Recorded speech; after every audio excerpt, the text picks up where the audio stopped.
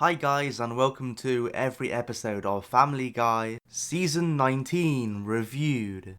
I've had my much needed break from this series, but now I'm back to tackle this show again. I have no news to share about it, or even any expectations to speak of really, so let's just see what happens, and get into it right away. Starting out this time we have Season 19, Episode 1, Stewie's First Word.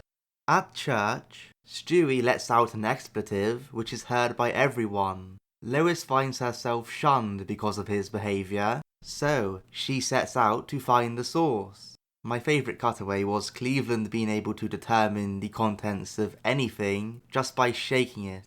And my favourite moment, well, it was all of the Caillou scenes. The season premiere gets a 4 out of 5. It's weird for them to finally do an episode about the town understanding Stewie. Of course, the first thing they ever understand from him is him screaming a swear word in church. They don't do anything amazing with this story. I mean, it's serviceable, but Lois being the only swearer in the family, so he could have only picked it up from her, makes no sense. We all know the Griffins all swear, all the time. And the bit of Lois going away to better herself could have been left out. Still, I did like how Stewie had a bit of fun with her being able to understand him, like when he refused to say mummy, when Lois was trying to cash in on some Instagram attention. The main reason I like this episode is I found a lot of the jokes funny, and there was plenty different types of comedy brought to the table here. There was some fourth wall breaking jokes. I like the transition between the scenes, having everyone on a movie set, even the ending one about them not writing endings anymore, just doing nonsense, worked on this occasion. There was Peter jet skiing with Chris, which turns into a rather dark kill all the dolphins session. Whenever someone tells you dolphins are smart, just think of that scene and go, no. Cleveland being able to guess how many periods Donna had left by shaking her was quite something. But in all seriousness, that would be a rather weird power to have. There was a bit of celebrity mocking with Kim Kardashian and her love of black balls. And best of all, the parody scenes of Caillou were magnificent, making fun of how he's bald and has a beta dad. All males in Canada are apparently flooding with estrogen and have vaginas. I know it's a very on-the-nose piss take about Canada supposedly being a soft nation, but I found it all very funny nonetheless. Episode 2. The Talented Mr. Stewie. Stewie discovers that Rupert previously belonged to Chris. Feeling betrayed, he decides to break up with Rupert. My best cutaway was Stewie thinks Rupert and Chris will go together like peaches and cream. My best moment was Stewie talking to Annabelle and Peter being freaked out when he sees her. I gave this one a 2 out of 5. There have been a few decent episodes about Stewie and Rupert in the past, but usually Rupert is used as a linchpin between the other characters, mostly the emotional episodes Stewie has with Brian. This lacked any of that emotional core to the story. Instead, we find out Chris had Rupert as a baby, and Stewie is unhappy about that. After lying to himself for a bit, Stewie confronts Chris for the ending, and after a half-hearted attempt at killing him, all goes back to normal. I'm sorry if I sound slightly dismissive here, but once again there was no real depth to the story. I do think at this point the whole Stewie and Rupert thing has been a bit overplayed. This episode also lacked jokes and was frankly a bit slow-paced and boring, with much of the time being spent on Stewie just talking to himself. The only jokes I found mildly amusing was Stewie being happy to be a baby guy, and as I said, seeing the creepy Annabelle on this show was interesting. I wonder what she did with Peter. Maybe I shouldn't ask. Episode 3. Boys and Squirrels. Stewie and Chris nurse an injured squirrel back to health, only for Brian to suddenly kill it.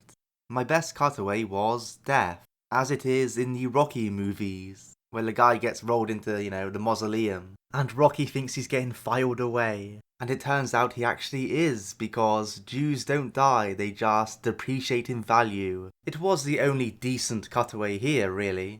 My best moment was Lois yelling at Peter so much, he turned into a mini version of himself.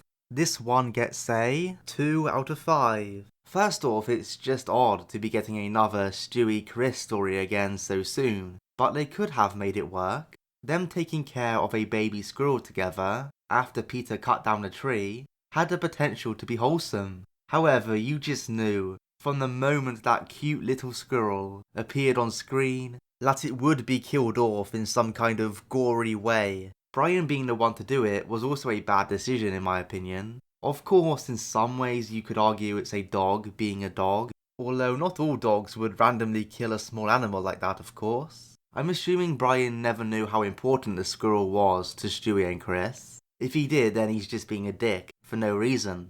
The reason I have to speculate about Brian's intentions is Brian never had a single word of dialogue in this episode, so having him show up just to brutally kill the squirrel felt a bit odd and frankly pointless.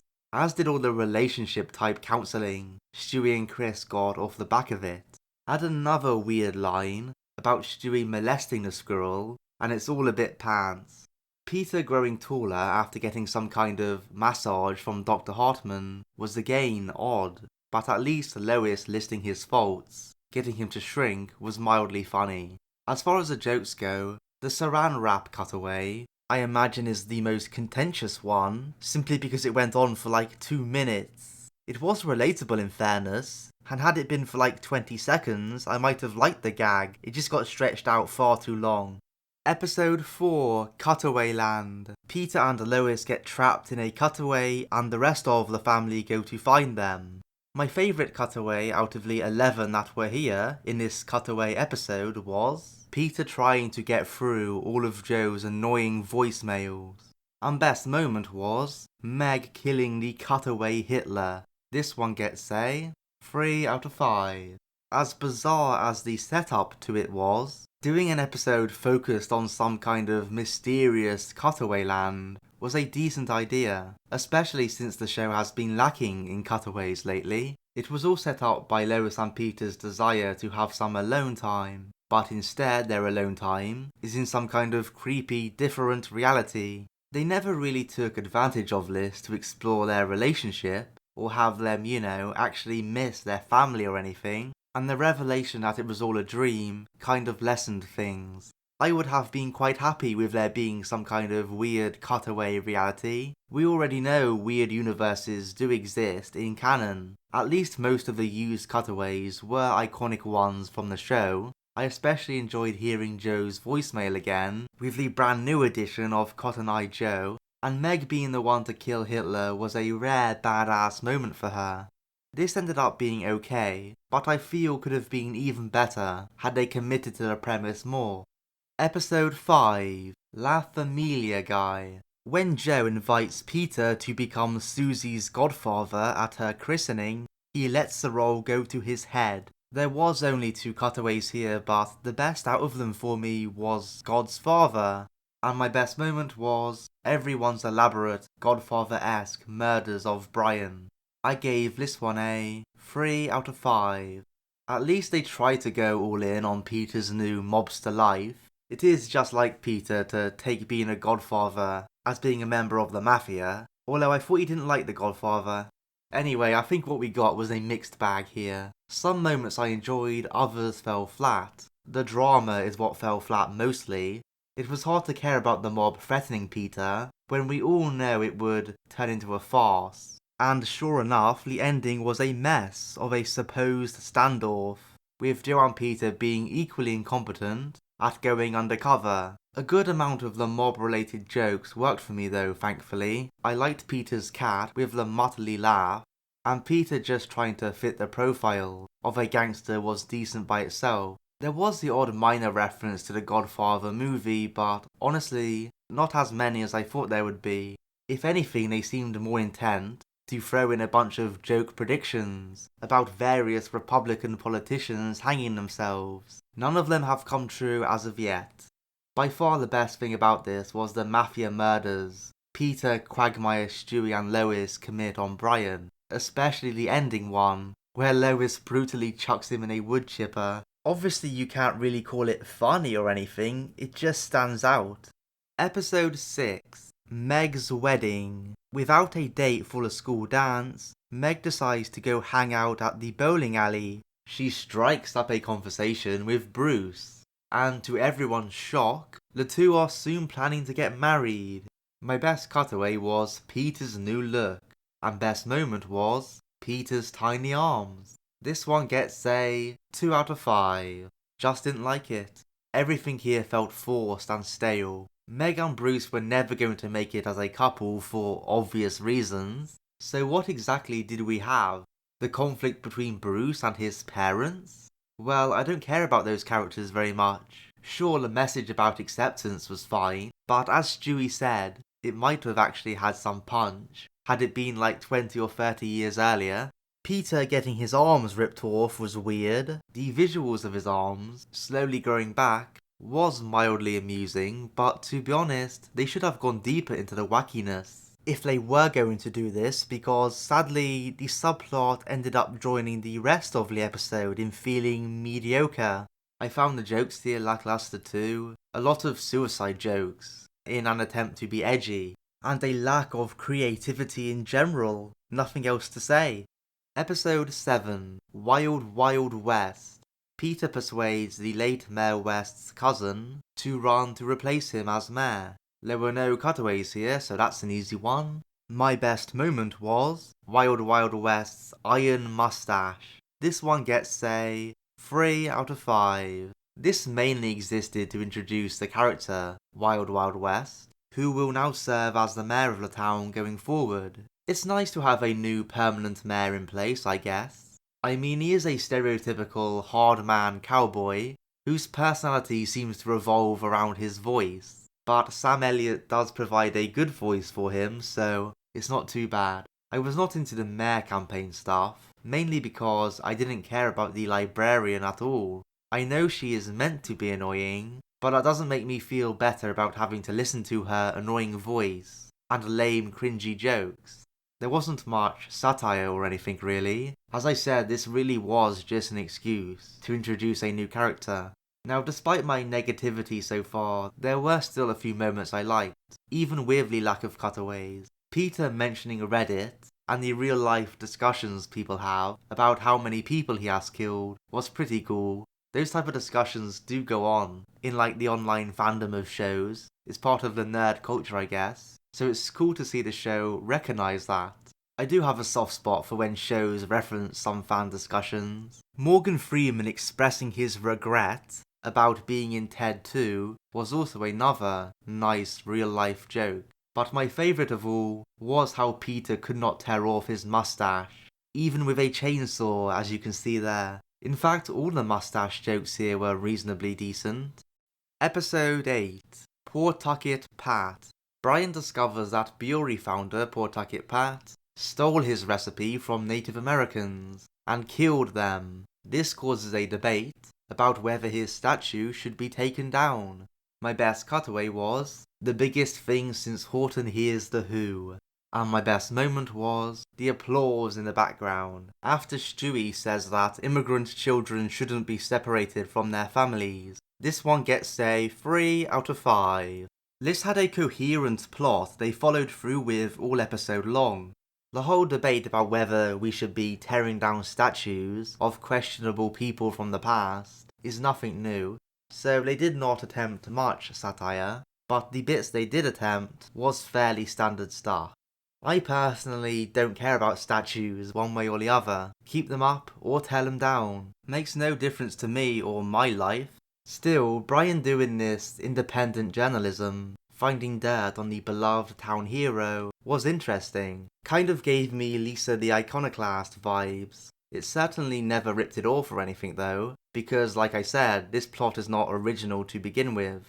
Unlike a lot of modern Family Guy which tends to kind of blend in together, there were some memorable moments here, for better or worse. The bit about Stewie getting assaulted in the park bathroom was dark. There wasn't even a joke there really. I suppose the joke is Brian not wanting to talk about it, but even that is just him being a bad friend, and just a bad person in general. Or bad dog I suppose, but you get the point.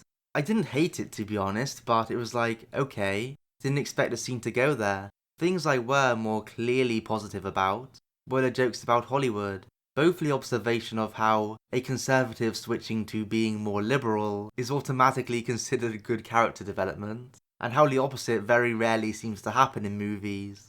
And as I said, I loved how the applause in the background even carried on into the next scene. They could have even tripled and quadrupled down on that gag, and kept the applause going for the rest of the episode, and I still wouldn't have minded. It would have been something different. This may be a bit hit and miss, but at least there was enough here to keep me interested. Episode 9, The First Noel.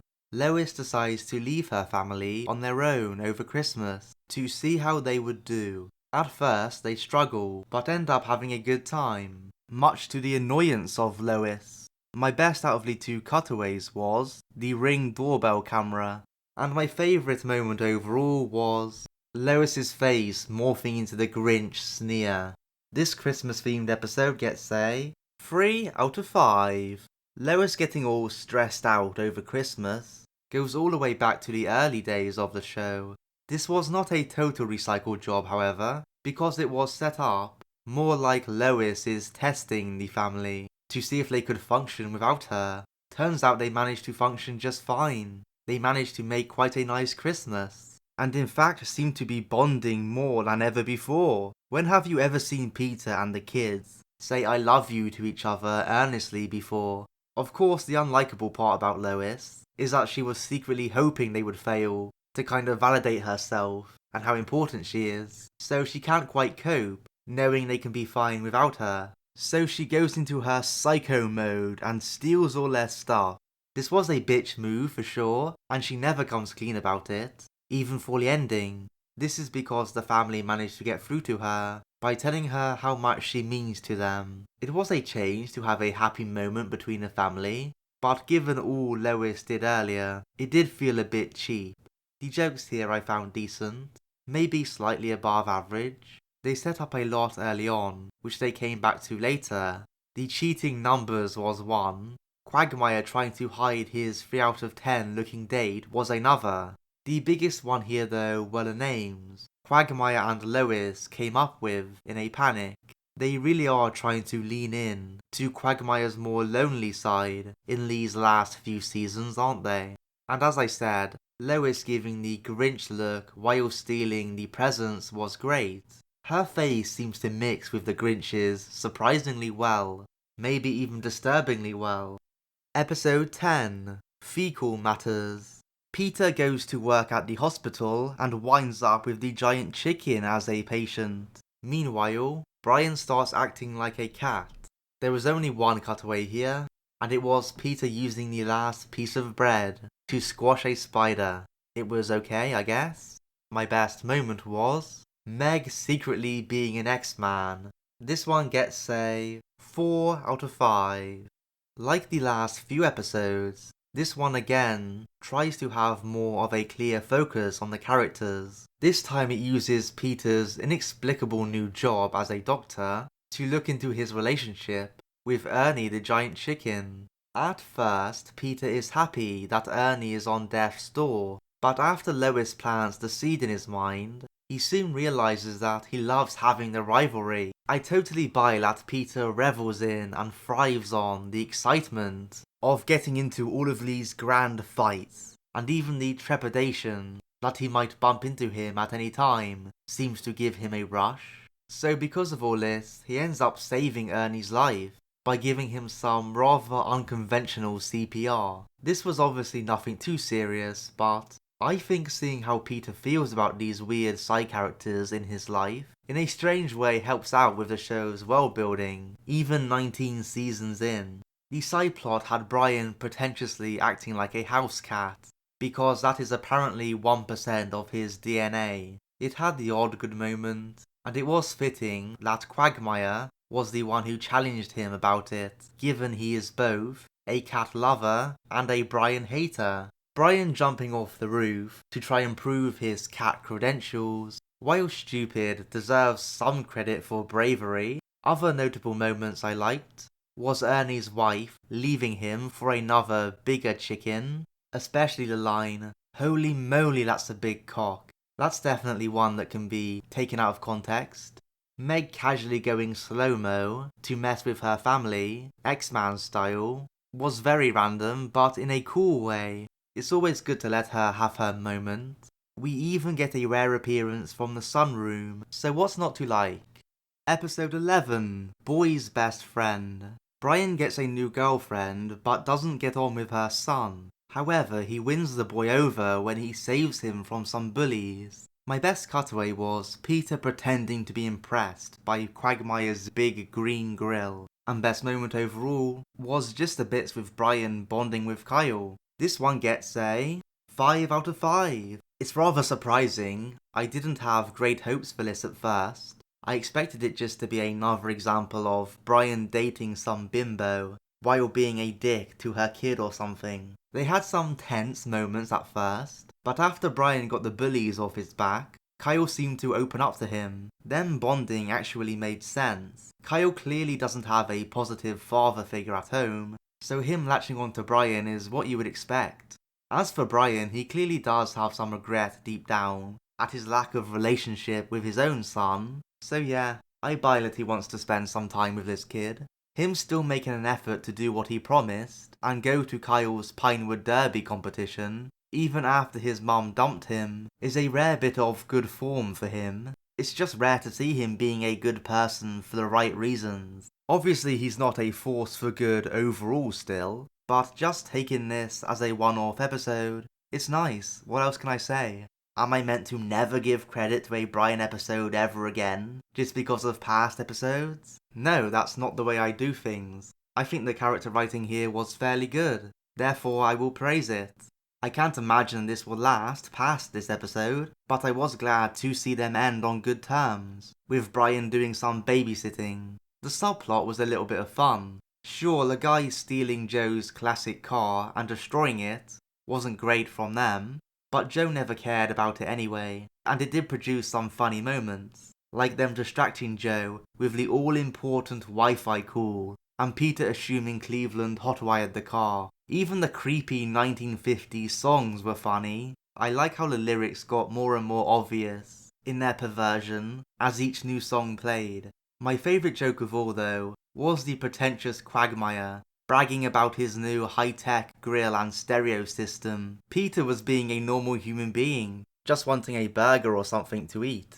And Quagmire was like, get a load of this clown. This grill only cooks the highest quality product. The main reason this works so well is there are plenty of people who are that snobby in real life. So yeah, overall an episode I very much enjoyed, and a nice surprise. Episode 12, and then there's fraud. Peter and Chris start scamming people with a fake memorabilia business. They even scam Quagmire, but fear he will find out. My best cutaway was flies on dog poop, and best moment was Cleveland thinking Quagmire's hero is Sully from Monster Inc. I gave this one a 2 out of 5. A lot of the good graces earned from last episode were lost here, as this was a bit of a half-assed effort. The story is fairly thin for a start. Peter and Chris are scammers selling people made up famous memorabilia. The big conflict, in inverted commas, is Quagmire buying what they claim to be Sully Sullenberger's hat. For anyone who doesn't know who that is, he's the pilot who successfully ditched the plane in the Hudson. As you might expect, not much comes of this. Even at the end, Quagmire is none the wiser, and when he goes to meet Sully in person at the mall, Sully indulges in his fantasy, apparently because he doesn't want to crush Quagmire's dreams. Okay, I guess. It doesn't address Peter and Chris's bad behaviour though. Both the Stewie plot about him getting facial surgery to look younger, and the bizarre Meg adventure were equally pointless. Although there was perhaps the most overt Stewie is gay joke of all time, when the older version of him is in bed with another guy. It wasn't even a joke really, more of a statement that he is indeed actually gay. The only moments I found mildly amusing were Joe trying to make Peter buy expensive gum to let Chris use the bathroom, and Cleveland not being up with white people culture, thinking Sully was the blue monster from Monsters Inc.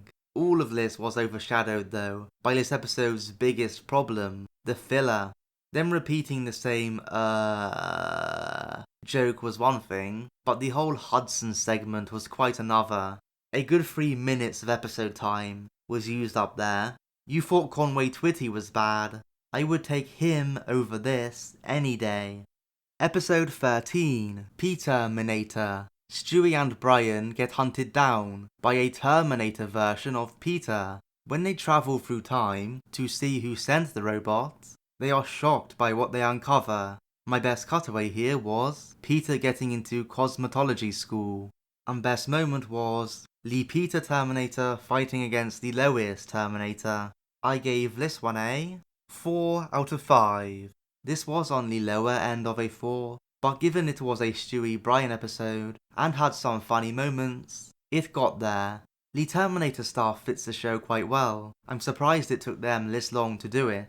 Seeing this evil Peter hunt Stewie down was quite suspenseful. Him shooting the giant chicken to literal pieces, only for him to open his eyes in his usual fashion, was a good moment. No matter how much they tease him being killed off, turns out he's never gonna die. He truly is immortal. Now the twist when it turns out future Brian was the one who sent the Terminators was not the best. The timeline made no sense. Like, why is Stewie still a baby many years in the future? And the argument that led to their hatred was so petty, although I guess that was part of the joke.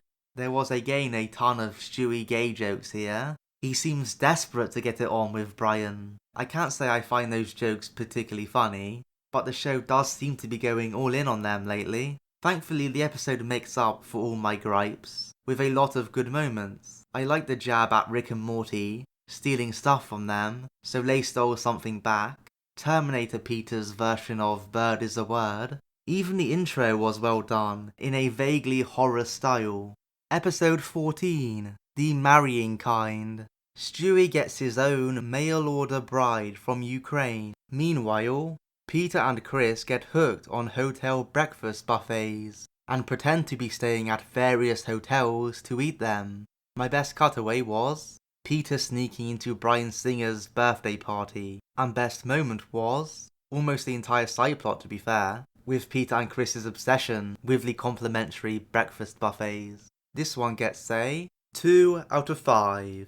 I found this main plot predictable and full of filler. Before we even get into it, there was a 3-minute detour to New Orleans, where Mort gets married in one of the most agonizing ceremonies ever. But Stewie is for some reason moved by it, and wants a wife of his own, so he orders one from Ukraine. Yeah, don't think about the immorality of this too much, because it's all quite horrifying from a real life perspective. Not only the circumstances of her and her dead friend getting there, but also that she even wants to have sex with Stewie, who is of course a baby. Anyway, Stewie is predictably reluctant to have sex with her, so Brian steps in to do it uninvited. Not only was this easy to see coming a mile away, I was not invested in any of it.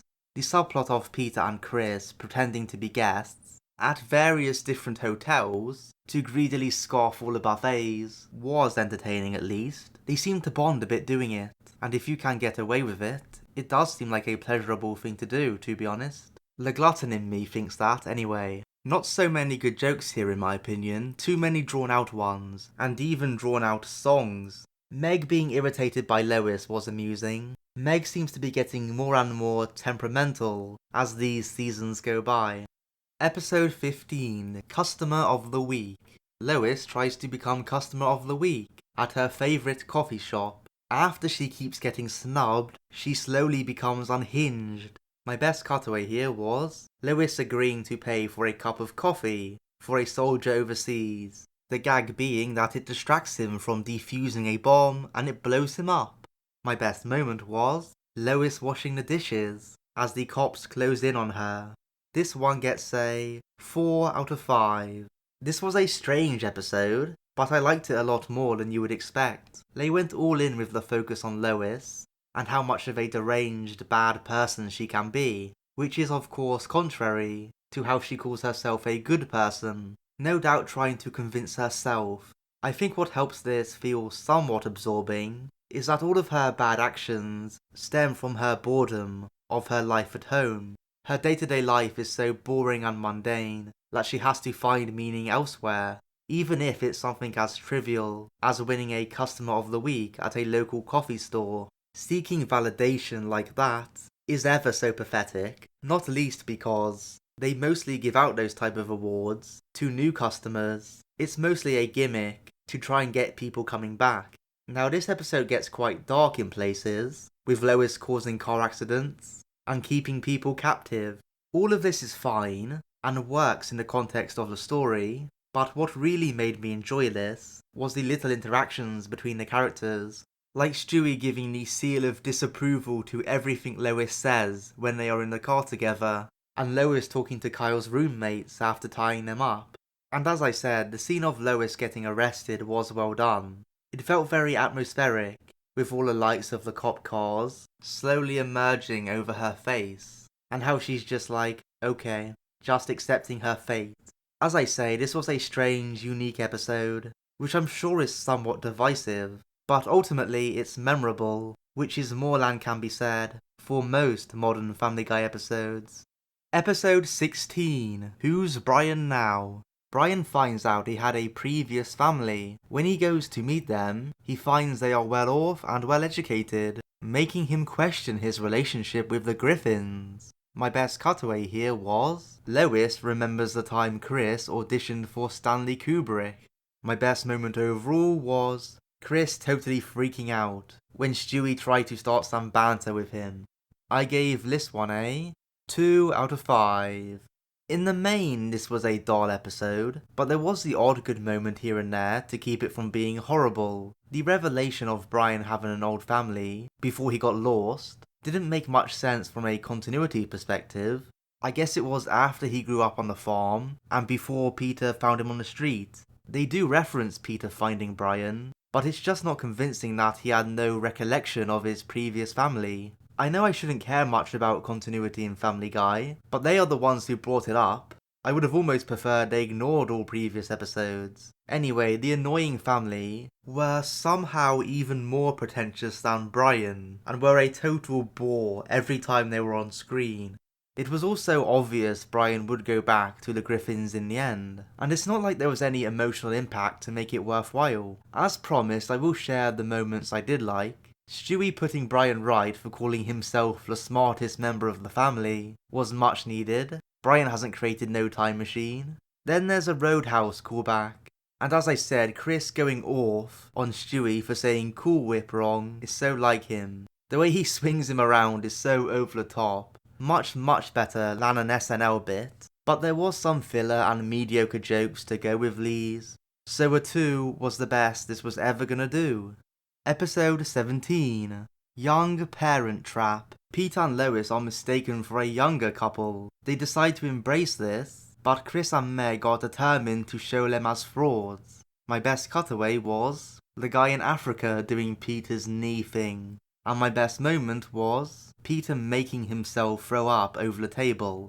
This one gets a 3 out of 5. I'm not typically into the whole millennial type culture episodes this one has vibes of, but it does make sense to have Lois trying to fit in with the younger crowd, because her and Peter really aren't spring chickens as parents anymore. Now, the new characters they meet were lacking in personality, as you might expect to be honest, but things get at least somewhat interesting when Meg and Chris track them down and also start pretending to be young parents. Just with how Peter and Lois are so out of touch with modern phrases and technology. The pinnacle of that was Lois and Peter meeting under the table, only for Peter to, in desperation, make himself throw up all over the table, stopping the game. Also they could get out of having to airdrop. I'm so glad Lois admitted to herself at the end that she can't live like a young person anymore. So although Chris and Meg may have been party poopers in this episode, they at least made it so Peter and Lois weren't living a lie. No more to say about this. It was a decent episode, but not super funny or memorable. Episode 18, Meg Goes to College. Thanks to a faked application, Meg gets admitted to Brown University. However, Peter decides to move with her. Meanwhile, Brian hires Stewie's nemesis, Doug, as a personal trainer. My favourite cutaway here was the Starbucks cup, which made it onto Game of Thrones. And best moment was Meg singing in Russian. This episode was about as successful as Meg's college career. Not very, it gets a 2 out of 5. Lies getting Meg into college isn't an original concept in the slightest, and the whole deception angle never goes anywhere. Peter goes to live on campus for a while annoying Meg, until finally he blurts out to the conveniently nearby dean that her application was faked. I suppose the ending where Meg falls down the waterfall trying to prove herself was meant to be some kind of dark humour, but again it fell flat for me. The subplot was okay at best. Doug is really being used as a rival for Stewie a lot lately, and while I don't mind him as a character, he's not particularly funny, is he?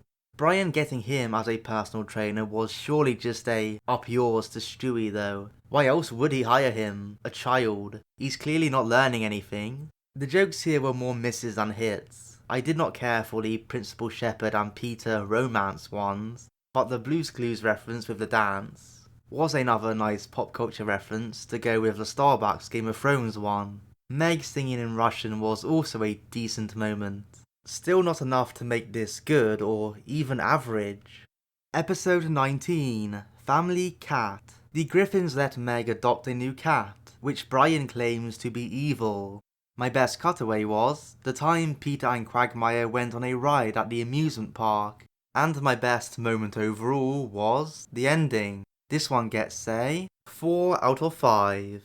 This ended up clicking with me, pretty much all of it.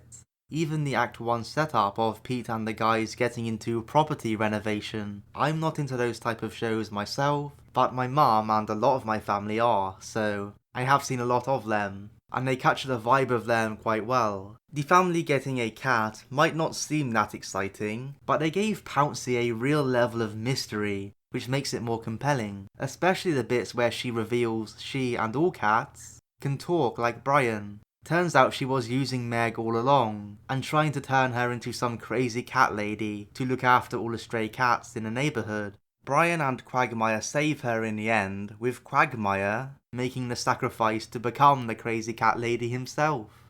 This was very fitting for Quagmire, and a nice way to explore why he is such a cat person. And now that I think about it, this is the second cat-related Brian and Quagmire story this season. The whole thing about the chemicals in cat poo controlling people was fine. I'm not sure exactly how accurate this is, but it has become a more common talking point in recent times. As I've said many times before, I am a cat person myself, and I don't think I'm under their wicked spell. Some people say cats are dicks, and I'm sure some are, but I think people tend to confuse independence with not caring. But again, it depends on the individual. I have seen certain cats who are just as clingy as any dog. Anyway, back to this episode. The jokes were average for me, maybe slightly above. As I said, Peter being overweight for the ride was great. I'm too heavy, Glenn. I'm too heavy, Mr. Quagmire. I also like that Meg apparently knows about a time machine. It makes sense, it's right next to her room after all. Had this been a bit funnier, it would have been a 5 in my book. Episode 20, Tales of Former Sports Glory. The guys tell of their rather successful, youthful sporting adventures. There was only one cutaway here, and it was Quagmire losing the ability to tell if people are joking. It was an okay one. My best moment was Quagmire causing 9/11 playing tennis.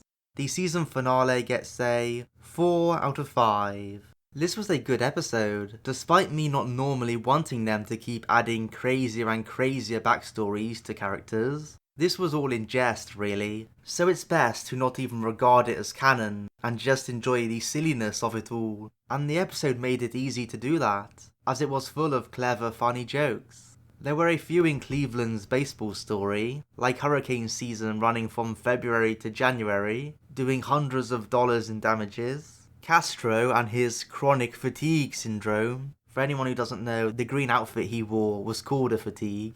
The absolute jewel in this episode's crown has to be Quagmire's career as a tennis player. It was so great. Sure, it had the filler of the 40 ball bounces, but the rest of it more than makes up for that. His general bad attitude was fun, but there were two scenes which stand out. Him performing for the Queen, Freddie Mercury, was one. The way he changes up his bounces to the beat of We Will Rock You was clever, And indeed there is the line, "He died of asphalt." Quagmire developing the yips and subsequently causing 9/11 at the US Open was also quite funny. My second serve was no better. Peter's little boxing story wasn't as good. He was literally making up whatever nonsense he wanted to at the end of it. Still, the puns of famous boxer names were decent, making it easy enough to sit through. Despite this technically being somewhat of a trilogy episode, they found a way to make it feel memorable, so I give them credit for that. This was a nice end to what has been a surprisingly decent season. And here is the Season 19 summary. The overall average score was 3.05, the first time it's been above 3 in a while. The main reason why is it had more good episodes. It had a 5 out of 5, as well as 6 4 out of 5s. There were still 7 2s here, so that isn't anything out of the ordinary, but it was just offset by the good episodes. Although I guess there was no 1 out of 5s, which is somewhat impressive. Onto my bottom 5 episodes. The 5th worst was And Then There's Fraud. 4th, Who's Brian Now? 3rd, The Talented Mr. Stewie. 2nd, Boys and Squirrels. And my least favourite of the season was The Marrying Kind. My top 5 were PeTerminator at 5, Tales of Former Sports Glory at 4, Customer of the Week at 3, Family Cat at 2, and obviously as the only 5, Boy's Best Friend has to take the number 1 spot. So yes, I liked this season much more than I expected to. Not that it was amazing or anything, but it was decent, average. I certainly never found it a slog to get through. Outside of the odd exception, the very worst of the characters wasn't on show here. In fact, they tried to explore some different aspects of the characters, most notably in Customer of the Week with Lois, getting into more of her crazy dark side, and also touching on Brian's more compassionate side in Boy's Best Friend. As well as those episodes, there were also other types of memorable ones here, like the sports backstories and the talking cat. Again, not saying this was great or fantastically written necessarily, and there were still some bad habits here, like some excessive filler from time to time, but I found this season funnier than the last few, and essentially there was just enough different episode plots to stop the season feeling stale. I can't say this makes me look forward to next season, because as we all know, this show can change on a dime just like that, but at least this one was relatively painless. If you want to share your thoughts on anything from this season, or question me further on my opinions, please leave a comment. For now though, I'm done. I will see you all next time, which for this series will probably be a few months, after I've done some South Park and the newest season of The Simpsons. In the meantime, you all take care now.